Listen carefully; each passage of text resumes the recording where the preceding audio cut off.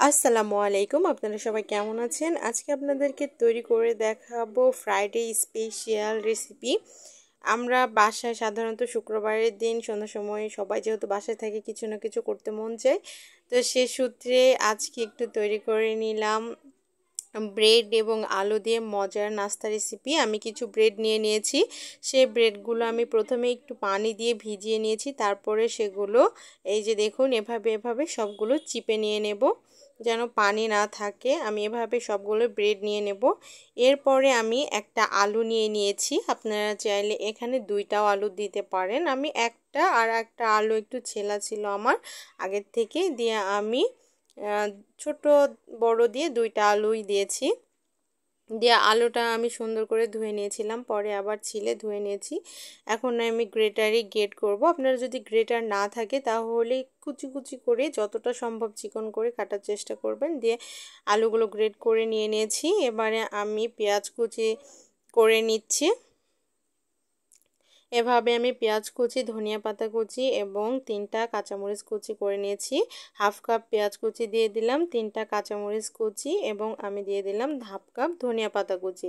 কাঁচামরিচটা আপনারা চাইলে এটা পুরোটাই কাঁচামরিচ দিয়ে করতে পারেন। আমার বাবু তো কাঁচামরিচ দাঁতের নিচে পড়বে দেখে করতে পারে না, এজন্য করিনি।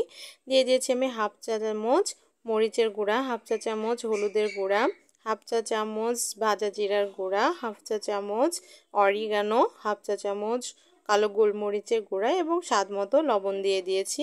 দিয়ে আমি দিয়ে দিলাম একটা স্বাদে ম্যাজিকের প্যাকেট, দিয়ে দেব একটি ডিম, এর সাথে দিয়ে দেব 2 চা চামচ চালের গুঁড়া। চালের গুঁড়াটা দেওয়ার কারণে কিন্তু এটা অনেক বেশি ক্রিস্পি হবে। যদি চালের গুঁড়া বাসায় না থাকে তাহলে কর্নফ্লাওয়ারটা দিবেন, তাহলে এটার বাইন্ডিংটা সুন্দর হবে।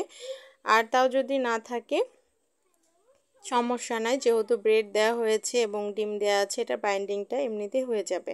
দিয়ে এই যে সুন্দর করে মাখিয়ে নিয়ে নিয়েছি এবং আমার বাবুর জন্য চিকেন ফ্রাই করেছিলাম, সেই একই তেলে আমি এই যে পকোড়াগুলো সুন্দর করে ভেজে নিয়ে নিচ্ছি। আপনারা ঝালটা কিন্তু কম বেশি করে নিতে পারবেন, যেহেতু আমি আবারও বলছি আমার বাচ্চার জন্য আমি ঝালটা একটু কমই ব্যবহার করেছি।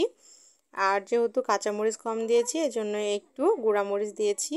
দিয়ে যে সুন্দর ব্রাউন কালার করে ভেজে তুলে নিয়ে গরম গরম সস সহকারে পরিবেশন করুন পরিবার পরিজন সবার সঙ্গে। আর এতটাই মজার এই রেসিপিটা, খুবই সহজে তৈরি করে নেওয়া যাবে। আর সন্ধ্যার সময় তো এরকম রেসিপি সবসময় মন চায় যে চায়ের সঙ্গে যদি এরকম কিছু একটা রেসিপি হয়, বা শুক্রবারের সন্ধ্যায় যেহেতু শুক্রবারে বাসায় থাকে।